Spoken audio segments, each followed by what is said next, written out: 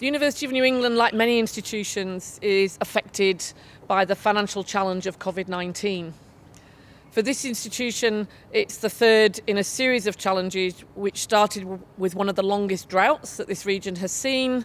We were burdened quite heavily by the impact of the bushfires, and then over the last 5-6 months, we've been burdened by the challenges of managing the running of an institution under the COVID-19 lockdown processes. Necessary processes, but very challenging. We were projecting a break-even, indeed, hopefully a surplus budget for this year. We are currently sitting at a $25 million deficit for 2020, and we're not likely to see much improvement for 2021 based on current information. We're not a big institution, so those are very challenging numbers. And they're underpinned by deeper structural problems that we've been working on since I joined the institution just a year ago. So now is an appropriate time for the university to not only address the immediate challenge of a pandemic, a drought and bushfires, but also to address some longer term, deeper structural issues around workforce design and indeed the functional design of the organisation. And what we need to do is achieve approximately $20 million of cost saving and secure that as an ongoing per annum benefit to the institution. We could argue that that's just about surviving COVID-19. That would be a simple and easy message. Done. It isn't that simple, nor should it be. We're an institution that is pivotal to the success and the economy of New England. We contribute to the development of the workforce for Australia. And now more than ever, the role of regional universities like the University of New England is critically important to the success of this country and its recovery. And we want to be a part of that. We want to make a contribution. We were developing plans for our growth and expansion. We want to continue with those plans. We have a demand for places at this university.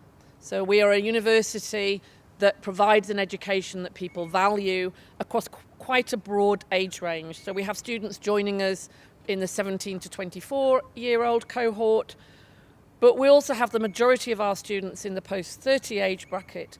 So we're a key agency for enabling and supporting life course learning so that people can reskill, retrain and be effective parts of the economy, support their families, enable their own professional and personal development. We were created to address that need through education and engagement. We intend to continue to do so. So we're going to reshuffle the organisation of the university into a series of new functional portfolios. Those portfolios will centre on an integrated student experience, making it easier for all students to come in and design their own personalised learning experience, but to do so as part of a collective student community. We're building a new Education Futures portfolio, which will see this university develop its engagement with the use of technology to enable the provision of leading-edge tertiary education. We are the largest provider of distance education in Australia. We are one of an elite group of institutions globally. We continue to be part of that community, and we are about to invest in upgrading all of our business systems to support that process. We need to redesign our business operations to sit alongside those developments. Working with industry has always been an important part of this university's agenda. In the new higher education funding reforms, the relationship between universities as pivots for the regional economy and working with industry and business is very important. So we're going to create specifically a new portfolio, a functional portfolio that focuses on enterprise, engagement and innovation through business partnerships. That will be a pivotal part of our role in the expansion of the University of New England in Tamworth and the repositioning of the university's offerings in Parramatta in Sydney.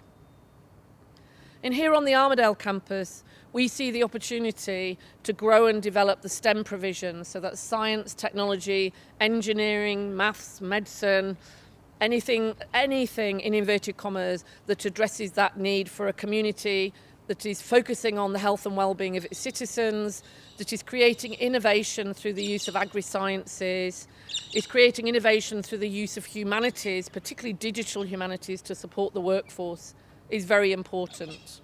So we will be focusing on a $200-300 million development of our new STEM precinct.